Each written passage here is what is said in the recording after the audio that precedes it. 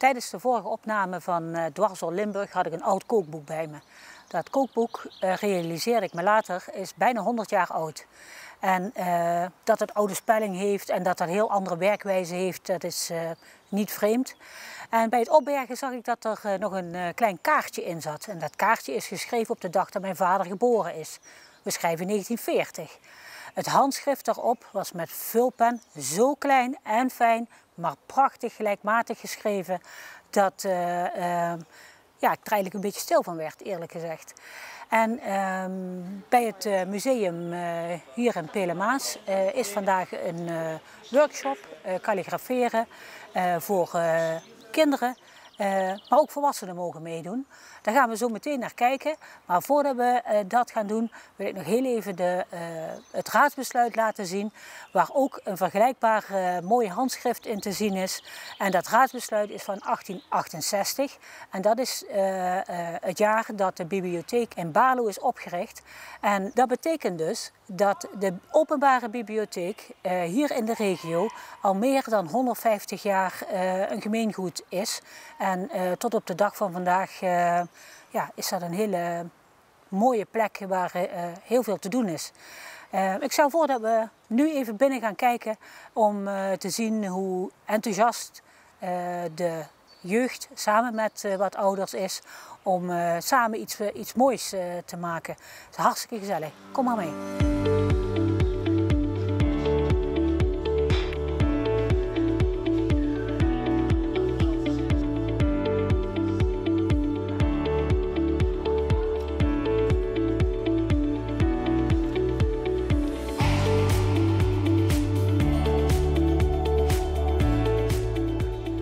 Nou, dat zag er inderdaad heel gezellig uit. Het is ook prachtig om te zien hoe trots ze zijn met wat kleine instructies, hoe je dan iets moois neer kunt zetten.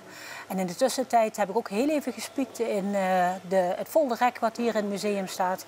En daar heb ik verschillende foldertjes gezien van mooie musea hier in de regio, die ook voor kinderen en alle leeftijden tussen wat op de spellen tegenwoordig staat van 6 tot 100, ja, voor iedereen interessant is.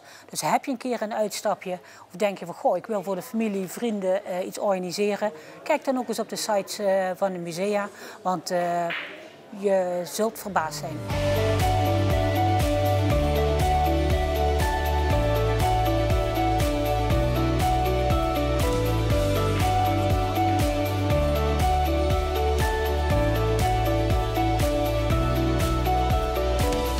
Hoe vaak betrap je er niet op dat lang geleden is dat je een velletje volgeschreven hebt.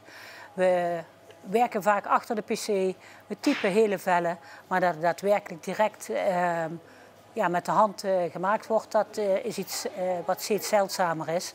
En echt een pen leegschrijven, dat komt er bijna helemaal niet voor. En ik zie het eigenlijk als tegenbeweging dat er hier nu de interesse is voor het kalligraferen. En een evenknie daarvan is het handletteren. Handletteren is heel populair op dit moment. En ik heb deze even meegenomen als spreuk. Gewoon omdat die niet alleen aan Pipi Langkous denken. Ik heb het nooit gedaan, dus ik denk dat het kan.